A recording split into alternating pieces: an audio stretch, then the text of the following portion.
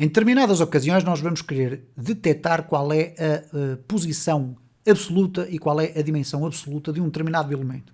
Poderemos necessitar disso para qualquer circunstância, até para posicionar novos elementos dentro da nossa página. Poderíamos ser tentados a acreditar que há uma forma muito simples, que é ir buscar as características de CSS de um determinado elemento e já está. Bom, isto de facto não corresponde à realidade. Porquê? Eu tenho aqui um div que tem um conteúdo bastante extenso, daí eu ter colocado aqui uma background color apenas para ver onde é que ele está situado e coloquei um overflow igual a alto. O alto vai nos permitir que, se o conteúdo for superior ou não for possível apresentá-lo dentro do espaço definido, ele vai colocar uma scroll bar vertical. Bom, o que acontece aqui é que eu tenho uma largura de 300 pixels, uma altura de 200 pixels e depois tenho um padding, um espaçamento interior de 20 pixels e tenho uma margem que é 50 pixels para cima e para baixo e auto. O auto significa ficar centrado, tem um espaçamento igual à esquerda e à direita. Bom, como é que eu vou conseguir obter informações sobre o posicionamento real do meu objeto dentro da página? Eu não me vou poder guiar pelas propriedades de CSS. Para isso existe um conjunto de propriedades específicas do próprio objeto, ou neste caso o elemento, que nos dão esses elementos todos. Eu vou colocar aqui um parágrafo. Neste parágrafo vou colocar um ID igual a propriedades. O conteúdo deste parágrafo vai ser controlado pelo JavaScript. Vamos colocar aqui um botão. E este botão vamos colocar aqui executar no texto.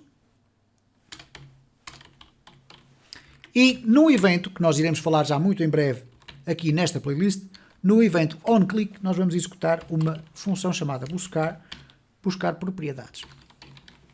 Esta função ainda não está feita, vamos criá-la aqui dentro. Function, buscar propriedades. E o que esta função vai fazer basicamente é o quê? Vai buscar dois elementos. Um é o elemento que nós queremos analisar e o outro é o elemento onde nós vamos apresentar resultados. Então vou colocar aqui um let div é igual a document.querySelector e vamos buscar o nosso div. Agora vou buscar o parágrafo. Let p é igual a document.querySelector e vamos buscar pelo ID. Neste caso vamos colocar aqui propriedades. Bom, temos os nossos dois elementos, um para apresentar os resultados, outro para analisar os resultados propriamente ditos. Eu vou colocar aqui um let resultados é igual a uma string vazia e agora vou fazer concatenações. Por exemplo, se eu quiser ir buscar uma propriedade chamada offset left do meu div, eu vou fazer o seguinte. Resultados mais igual a, vamos colocar aqui o texto, offset left, eu já irei explicar o que é igual, e vamos colocar aqui uma concatenação com o div.offsetLeft. Ok?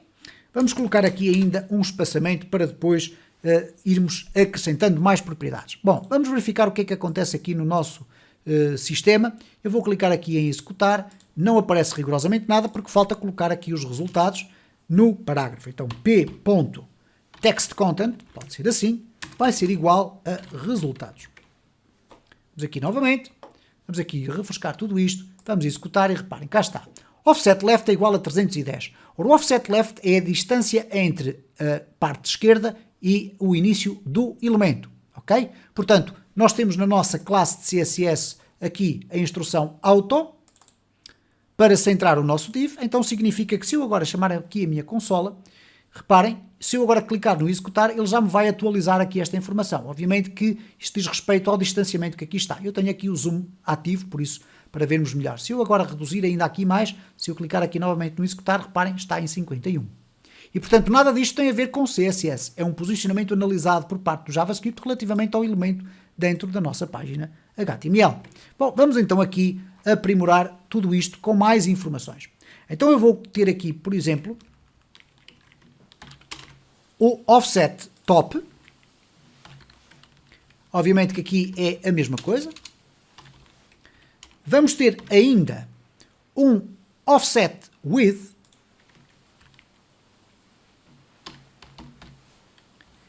Vamos colocar aqui width também. Vamos ter um offset height, a altura.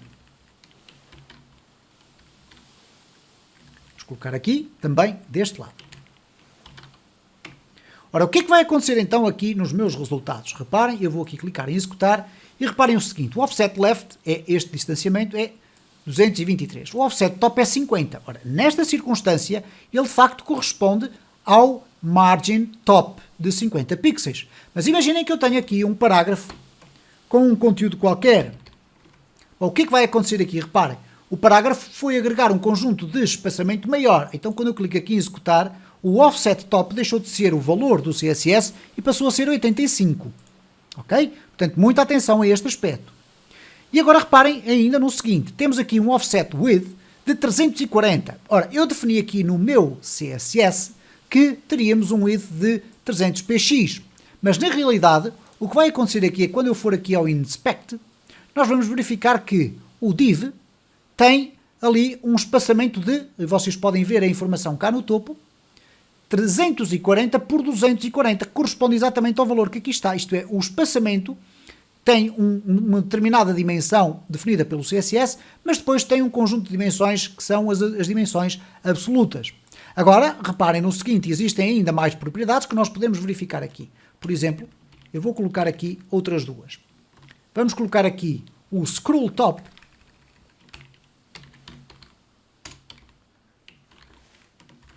Vamos colocar assim, scroll top. E vamos colocar aqui o scroll height, ou a altura do scroll.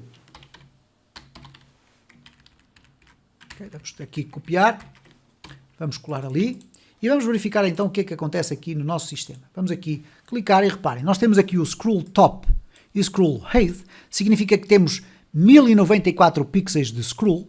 Eu vou aqui deslocar o scroll, vamos clicar aqui novamente, e reparem que, neste caso, o scroll top, que é a distância que existe entre este espaço e o texto que está escondido, é de 584 pixels. Aqui, obviamente, este valor mantém-se porque ele consegue analisar qual é o espaçamento que aqui está, visível ou invisível, que é ocupado pelo conteúdo. E agora reparem o seguinte, não é ocupado pelo conteúdo, mas é ocupado pelo elemento e o seu respectivo conteúdo. Eu defini o scroll todo até ao fundo, vou clicar aqui e reparem, ele diz-me 854.5. Porquê? Porque nós temos depois aqui ainda a altura deste elemento. Portanto, isto apenas para vos identificar que de facto existem propriedades que vocês podem depois explorar com mais detalhe, a partir das quais, e com o JavaScript, nós conseguimos obter informações detalhadas sobre o posicionamento e as dimensões de um determinado elemento do nosso HTML.